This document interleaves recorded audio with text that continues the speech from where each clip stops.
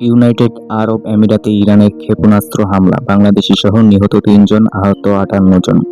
যুক্তরাষ্ট্র ও ইসরায়েলের হামলার জবাবে উপসাগরীয় অঞ্চলে পাল্টা সামরিক অভিযান শুরু করেছে ইরান।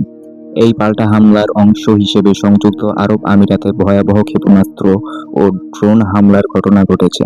দেশটির কর্তৃপক্ষ জানিয়েছে, এই হামলায় এক বাংলাদেশি সহ ৩ জন নিহত হয়েছেন। নিহতদের মধ্যে পাকিস্তান ও নেপালের নাগরিকও রয়েছে বলে নিশ্চিত করা হয়েছে। এছাড়া হামলায় অন্তত ৫৮ জন আহত হয়েছে, যাদের কয়েকজনের অবস্থা আশঙ্কাজনক। আমিরাতের প্রতিরক্ষা মন্ত্রণালয় জানিয়েছে, তারা মোট ১৬৫টি ব্যালিস্টিক ক্ষেপণাস্ত্র শনাক্ত করেছে। এর মধ্যে ১৫২টি সফলভাবে ধ্বংস করা হয়েছে বলে দাবি করা হয়েছে।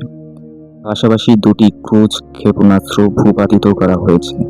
একই সঙ্গে ইরানের পাঠানো বিপুল সংখ্যক ড্রোনও শনাক্ত করা হয়।